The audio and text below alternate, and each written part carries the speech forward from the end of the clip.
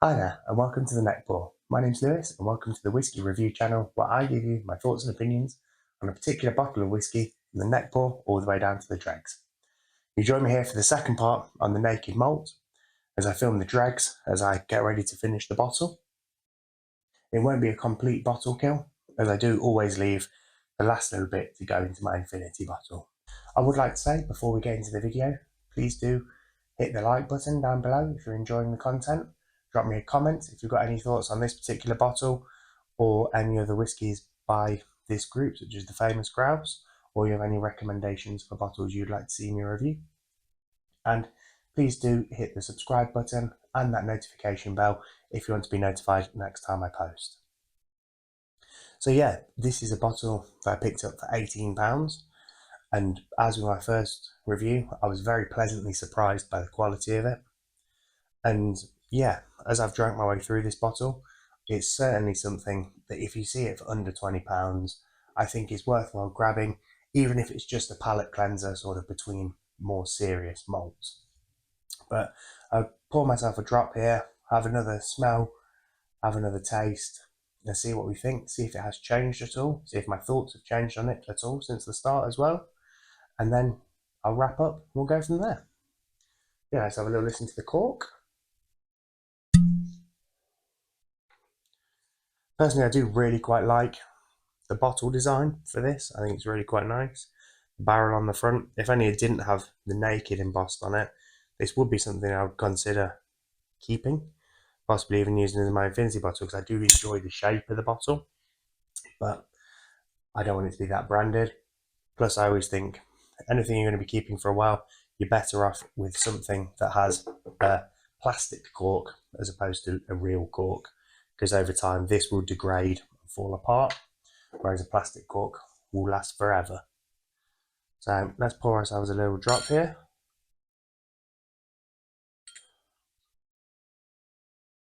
And yeah, that's probably about half of what I had left. The rest of this will go into my infinity bottle, which I have actually drunk a fair bit of recently and is down at a point where we need to start topping it back up. But yeah, having a look at this, I mean, there's not too much to say on the colour because I imagine this is chock full of caramel colouring, or at least the whiskies going into here are, because online or in the box it came with, there's no mention of natural colour, and based on that price point, I think we have to assume the worst. But I mean, it is quite a lovely tone, and it's not, kind of glowing fake tan, but it is certainly pretty dark, although they do claim it has been finished in first fill sherry, which would give some colour, but I do think, based on probably how young this is, it is probably chock full of colouring. Again, it's down at 40%. It's probably been chill filtered, but I think when we're talking about the price point this whiskey is at, we can't be too picky. Anything that you're picking up in that price range is probably all going to be the same. So we're comparing apples to apples.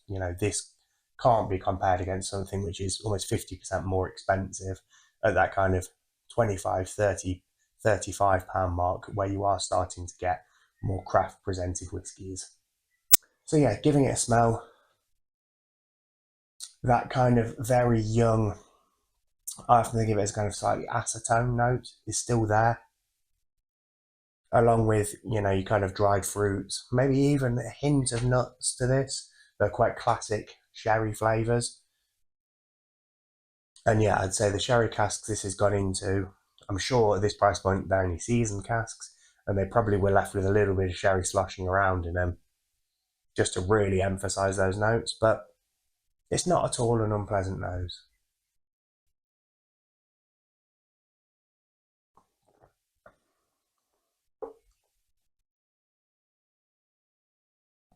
Again, on the palate, it's very clean. There's no ruggedness, there's no dirtiness to it. It's a very capital W whiskey, it's straight up and down. There's no messing about with it, there's no huge complexity. Again, there's a little bit of dried fruits, there's a little bit of apples, there's a little bit of honey, a little bit of caramel, all those kind of very classic lighter whiskey notes. with a little hint of deepness coming from the sherry, but pretty pleasant.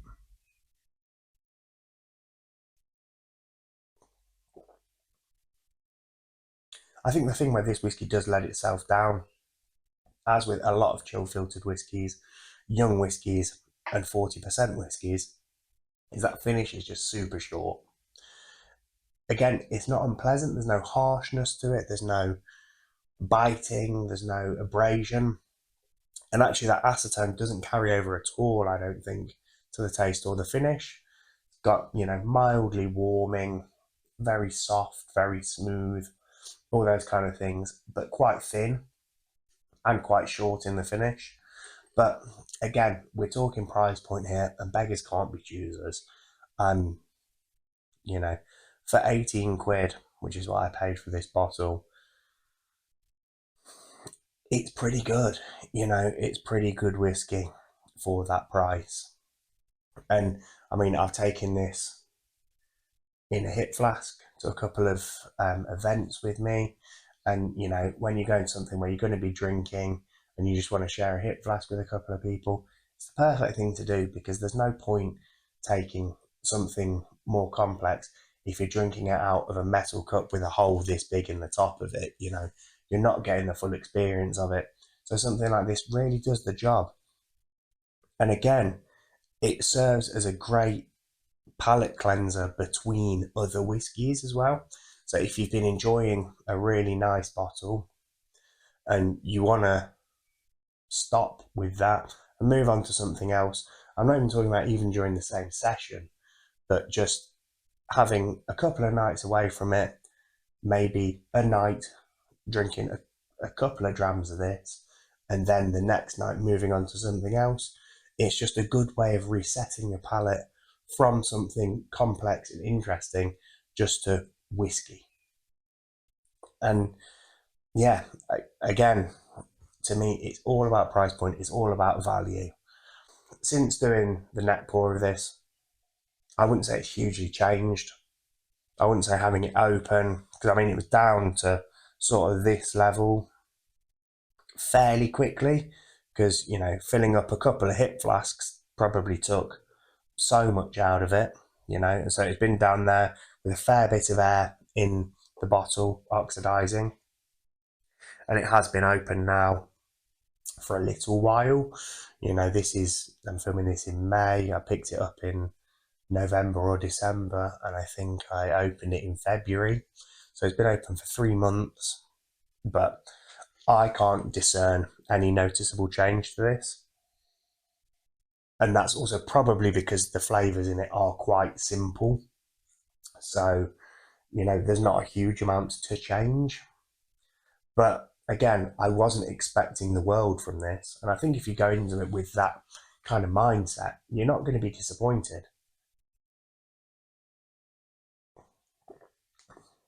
And in my opinion, you can pay more for things that probably aren't as good as this.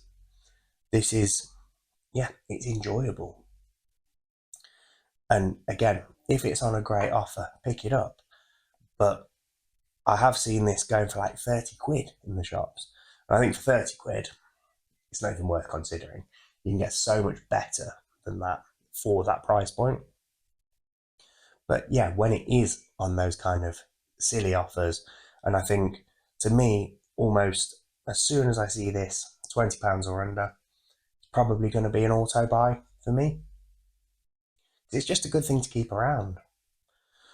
So I have been thinking about doing a bit of a battle of the blends, where I pick up a few of these bottles when they are reduced and marked down at these great deals, stockpiling a few of them and doing a bit of a blind taste off between them, try and pick through to see what my favourite of the blends are. Again, I think I might also include some of the supermarket own brands in that as well, because some of those whiskies are at a stupidly good price, and there is probably some value to be found. This bottle has impressed me for the price. The bottle of Banqual, and I'll sling the Neckpour up there, that I've tried, again, that was £17. And both this and that are both malt whiskies as well. They're not grain whiskies or blended Scotch whiskies, including grains, and they're both very good for the price. Again, that means combined they were £35 for 2 bottles of whiskey. Now, I'm quite the advocate for quality over quantity, but there is something to be said for these great value things and how you're consuming them and what you're consuming them with. And that is something that I want to be quite a focus of the channel. I think, especially in the times that we're living in at the moment, money's tight for everyone. The world's not in a great financial state. And I think we have to be making good value decisions whenever we can. And for me, at this kind of price, this is a good value decision.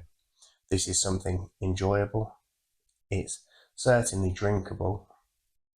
And yeah, if I see it on another offer like this, I will go back to it.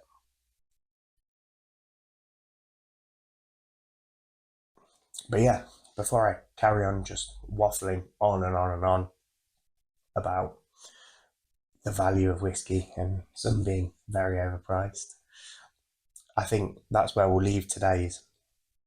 As I say, if you see this on a great offer, wholeheartedly, it gets my seal of approval. And feel free to pick yourself up a bottle. And if you do, let me know what you think of it. But yeah, I would just like to say, hit the like button if you enjoyed the video.